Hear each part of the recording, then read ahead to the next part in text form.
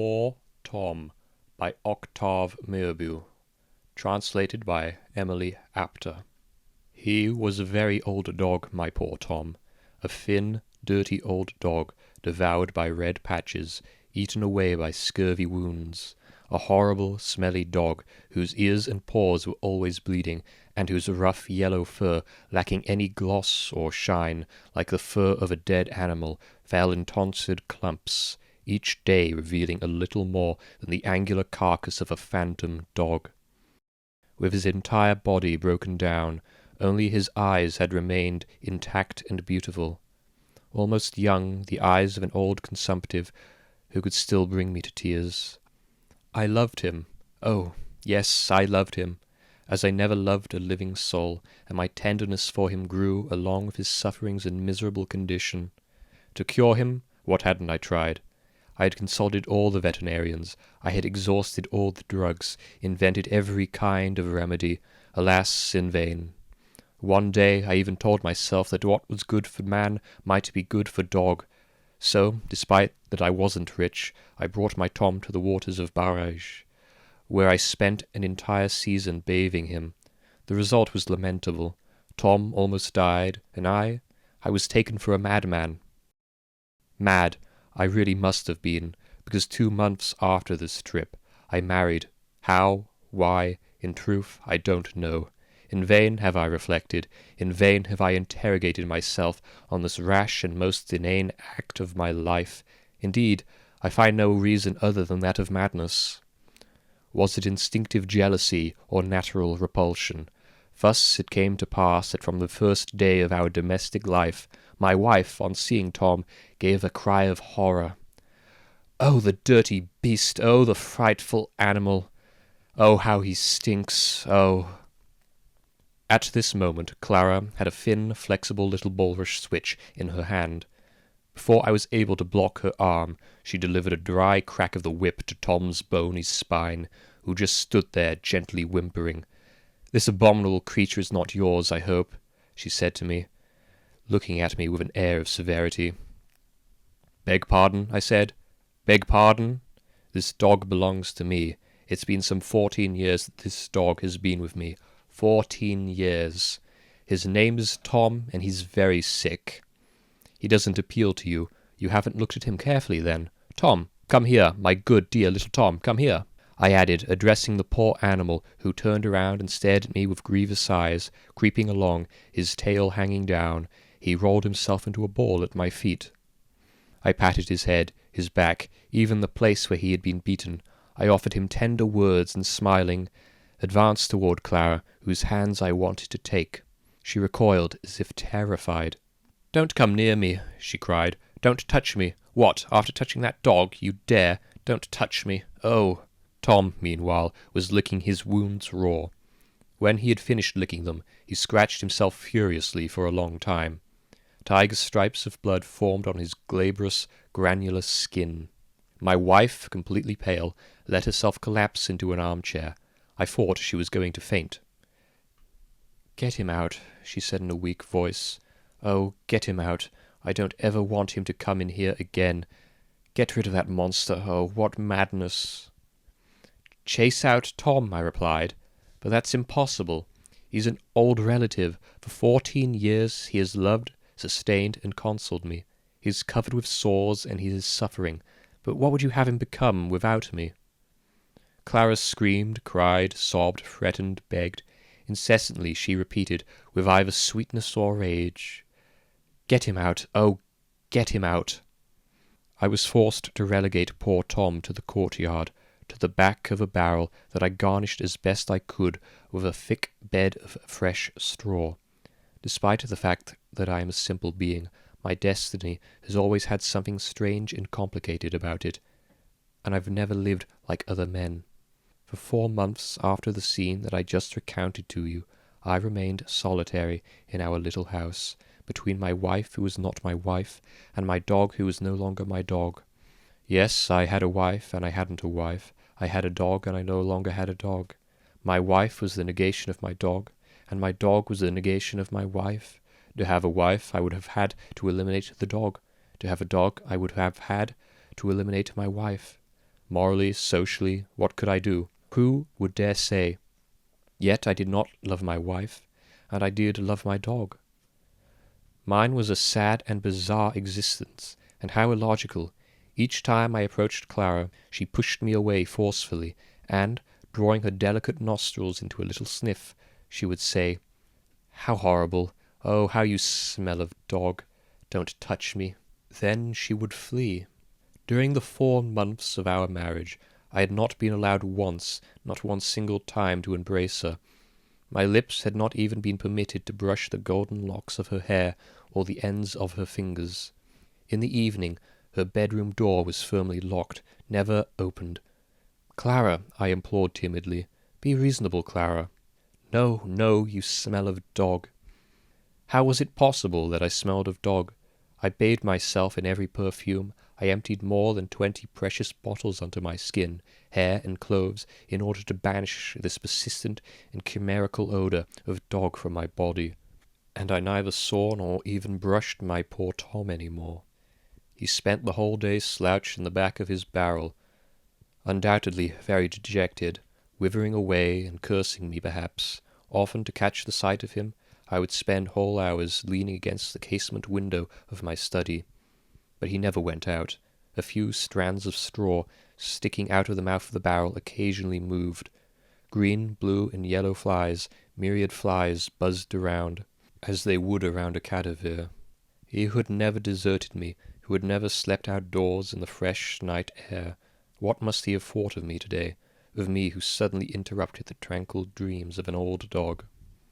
One morning we finished breakfast, my wife and I, her elbows on the table, her head resting on our joined hands, with a tender movement. Clara watched me. She had a new flame in her eyes, around her lips, which were red and slightly parted. There was a stray trembling that excited me, and all rosy and languid, in a barely audible voice she murmured, "Kill him. Kill the dog." I approached her, invaded through and through by desire for that head, those eyes, those lips, the voluptuous of that body, which for the first time seemed to have become animated by love. I tried to seize my wife's waist, to hold her fully in my hands, to draw her toward me, brutally, but she still pushed me away, and in a low voice, light as a whisper, "No," she sighed, "no, kill him, oh, I beg you." "But how do you expect me to kill him?" I mumbled. "It's horrible what you ask of me. It's impossible. You don't kill old men because they're too old, the poor because they're dying of hunger, the sick because they suffer, hunchbacks because they have a hunch." Without reply she undid her blouse, and a corner of her bare skin appeared, radiant, intoxicating. She pulled the mother-of-pearl comb from her hair that had fixed the coils high up on her head, and her locks trembled down over her shoulders, writhing like a huge gold serpent, swelling, dividing, separating, and covering her with 1,000 rays of fire. Bent back, her throat thrust forward, her eyes half closed, her lips gaping open, her arms dangling, she murmured once more in the voice of a divine prostitute, "Oh, kill him then." Resolutely I got up and left. For 4 hours we walked in the country, Tom and I. 20 times I told myself, "No, not yet. Let's go up to that apple tree, over there. It will be there." Once at the apple tree, I would continue on my way. Further on, a bit further on, let's reach the oat field. Tom trotted behind me. At times, recollecting our former walks, he would try to stray into the high alfalfa, or else, his nose to the ground, he would track. From the field of oats, a partridge would fly up in a great noisy flap of wings as it disappeared into a hedge. Tom followed its flight with a glint in his eye. A bit farther on, a bit farther still, up to the little stream. We crossed the little stream. Tom bathed his stomach and greedily lapped up the water, and we passed the apple trees, the fields of wild oats, the streams. A little farther. The sun sank. Turning toward the horizon, already the birds were looking for their nocturnal nests. Always a little farther. At one point I had the idea of escaping with Tom, Yes, we would live, the two of us, in an old cottage, and we would contemplate the sun, the vast plains, and the horizons that turned blue in the pale sky, and the beautiful silent nights haunted by the moon. When Tom passed away, I would bury him under the moss at the foot of an oak tree. We had arrived at the bank of a pool in which the sun had dipped its globe of fire. I sat down on the grass, and Tom lay down next to me, panting, from afar, in the reeds, the bitten load. Listen to me, my good Tom. I must, you understand, and yet I love you more than anyone in the world. Above all, don't cry out, don't say a thing, don't reproach me anything. Come here closer so I can caress you once more, poor beast. Tom yelped, wagged his tail, and standing up painfully on his bleeding paws, came and put his head against my knee. I won't make you suffer, my little Tom. I'll aim well there, just between the eyes. You won't feel any pain. You'll pass out, and then you'll sleep. But don't look at me like that. You give me too much pain. It's not me, you know. It's her, and she's so beautiful. He rubbed against me, the poor animal. His tail wagged more strongly, and his tongue searched for my hand to lick it. I turned my head. A few feet away, in the grass, the barrels of my shotgun shone. Clara danced, clapped her hands. "Tell me," she said, "tell me how you killed him." Since I remained silent, she pleaded, "I beg you, tell." Putting her arms around me very hard, she lifted herself on the tips of her toes to offer me her lips. "Go on, my darling. Tell everything to your little wife. It's horrible. No, leave me alone. It's horrible." "Oh, quickly, quickly." Well then, he was there, 3 feet away from me, on his backside, and he was watching me. I aimed at him there, on the forehead, between trusting and loving, and the weapon trembled in my hand. Tom, my poor dog, pardon me. He suspected nothing and barked gaily. 10 times I raised my shotgun. In the end, do you know how it was done? I closed my eyes. Bam! And I heard a scream. A scream travelled across the pond, awaking echoes in the woods, far away, filling the earth, the sky, all of nature. Bam! I shot another round without knowing it.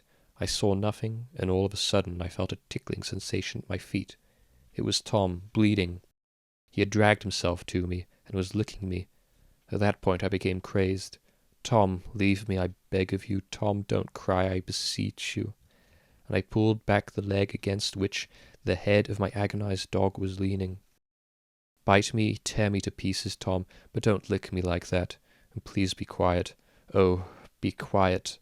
You terrify me." My hair stood on end, my teeth chattered. A bird passed over and brushed me with its wing. Tom continued to bellow and to lick me. Ah, my Tom, my poor Tom, I love you. And incessantly repeating these words, "My Tom, I love you," I hit his head with my heel furiously. The earth was soft, and his head disappeared into the earth. He no longer cried out. Only his body moved. His paws stuck out in the air. He was buried up to the chest in the moist and sticky mud, and he quivered. Clara, joyfully and enchanted, interrupted me, clapping her hands. "He quivered! He quivered!" she cried. "He quivered! Oh, darling love, come quickly so I can kiss you."